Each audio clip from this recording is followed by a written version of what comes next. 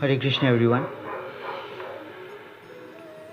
हरे कृष्ण एभ्रिवान र आज म भगवान कृष्णले भन्नुभएको एउटा लाइन लिएर आएको छु, जसमा कृष्ण भन्नुहुन्छ, जसरी हामी यो पुरानो कपडाहरू त्याग्छौँ त्यही प्रकारले हाम्रो आत्माले एक दिन यो शरीरलाई पनि त्यसरी त्यागेर जान्छ र जसलाई हामी मृत्यु भन्छौँ।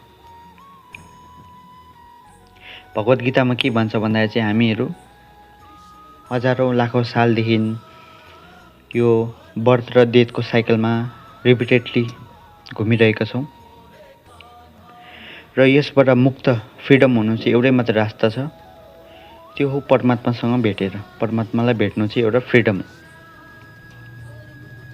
र त्यो चाहिँ कब भेट्छ भन्नुभएको छ, जब चाहिँ हामी यो मेटेरियल नेचर मेटेरियल कुराहरूबाट मुक्त हुन्छौँ, जब चाहिँ हामी यहाँ सेन्स ग्रेटिफिकेसनहरू छ नि, हामी जस्तो कि सेन्स ग्रेटिफिकेसनको मतलब हाम्रो सेन्सलाई इन्जोय दिनेवाला कुराहरू, जब त्यो कुराहरूबाट हामी मुक्त हुन्छौँ तब हामीले आफ्नो माइन्ड अनि मन अनि आत्मा यो सबै कुरालाई हामीले भगवानको आराधना भगवानको चरणमा लान सक्छौँ र त्यस बेला चाहिँ हामीले परमात्मा पाउँछौँ भनेर भन्नुहुन्छ भगवानले।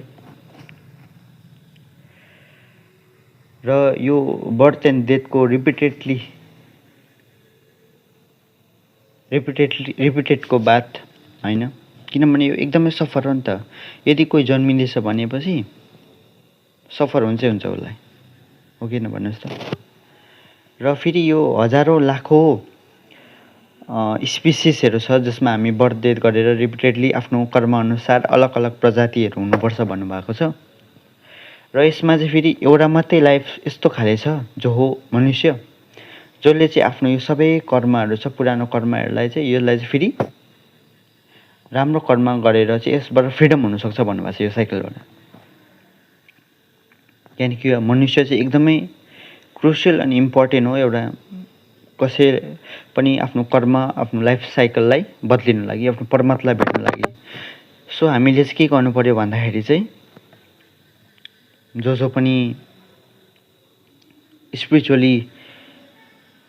स्पिरिचुअलमा विश्वास गर्नुहुन्छ, जो पनि यता स्पिरिचुअल बुक्सहरू पढ्नुहुन्छ, उहाँहरूलाई म के भन्न चाहन्छु भन्दाखेरि चाहिँ हामीले चाहिँ यो सेन्स ग्रेटिफिकेसनको लागि चाहिँ आफ्नो जीवन बिताउनु हुँदैन। यसलाई सेन्स